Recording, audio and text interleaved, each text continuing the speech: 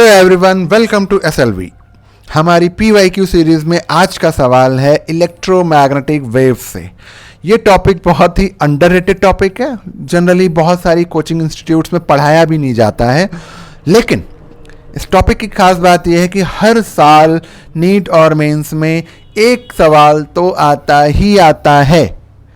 तो इसका एक बहुत बढ़िया नीट 2025 का सवाल हमारे पास है। चलिए आइए करते हैं। सवाल में बोला हुआ है electric field in a plane electromagnetic wave is given by. एक प्लेन में इलेक्ट्रिक फील्ड दे रखी है अपने को, जो कि हमारी z एक्सिस में है। Okay, then expression for the corresponding magnetic field is. अब हमें मैग्नेटिक फील्ड की अपने को डायरेक्शन या इक्वेशन चाहिए।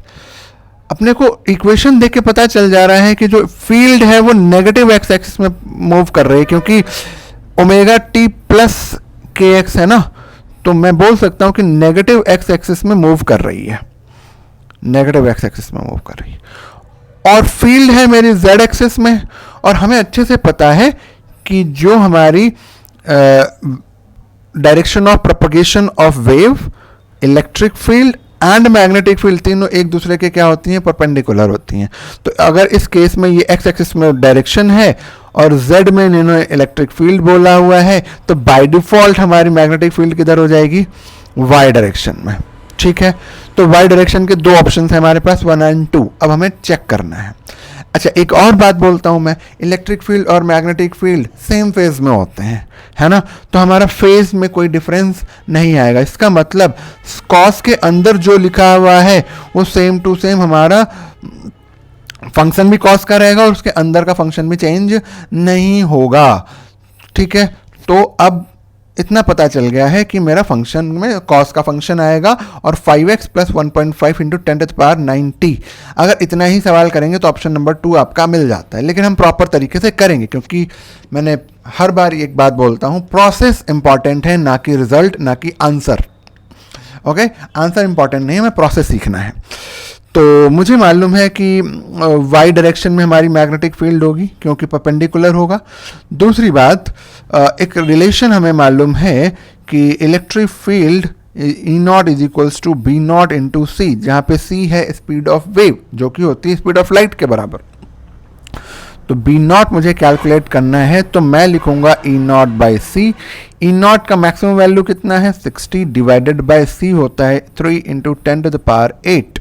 तो बी नॉट की वैल्यू कितनी आती है मेरे पास, ये आती है 20।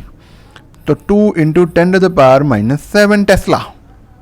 ओके, तो अगर बी वाई की बात करूं, चूंकि सेम फेज में है, तो मैग्नीट्यूड मेरा आ जाएगा 2 into 10⁻⁻7। Function as it is लिखूंगा cos of 5x plus 1.5 into 10⁻90 volt, sorry ये वोल्ट पर मीटर नहीं होगा, क्योंकि ये हमारी मैग्नेटिक फील्ड है, तो ये टेस्ला में आएगी। ठीक है, तो हम इस तरह से हमारा आंसर हो जाता है ऑप्शन नंबर 2। कुछ खास बातें बता देता हूं। जैसे पहली बात मैंने बोल दी है कि इस यहाँ पे अगर पॉजिटिव है तो ये नेगेटिव एक्स एक्सिस में प्रोपगेट करेगी। एक्स के साथ जो लिखा है ये होता है वेव नंबर के बोलते हैं इसको, और ये होता है 2 pi by lambda. Lambda calculate किया जा सकता है 2 पाई बाय 5। ठीक है, टी के साथ ओमेगा लिखा होता है एंगुलर फ्रीक्वेंसी। तो अगर मुझे कोई फ्रीक्वेंसी या टाइम पीरियड पूछे तो मैं वो टाइम पीरियड भी लिख सकता हूँ। टाइम पीरियड क्या लिख सकता हूँ, 2 पाई बाय ओमेगा भी लिख सकता हूँ, या फिर इसको 2 पाई ऑफ लीनियर फ्रीक्वेंसी भी कैलकुलेट कर सकते हैं। ये सारी बातें एडिशनल बता दी थी मैंने, ताकि अगर इससे रिलेटेड कोई बातें पूछी जाएं तो हम आराम से, बिना अटके, बिना सोचे समझे आराम से सवालों का जवाब दे पाएँ। हमेशा की तरह मैं इस सवाल की भी PDF अपने टेलीग्राम चैनल SLV 2026 फिजिक्स में दे दूंगा। आप लोग वहाँ से डाउनलोड कर लीजिए, और मैं हमेशा बोलता हूँ कि आप इसे संभाल के रखिए, है ना।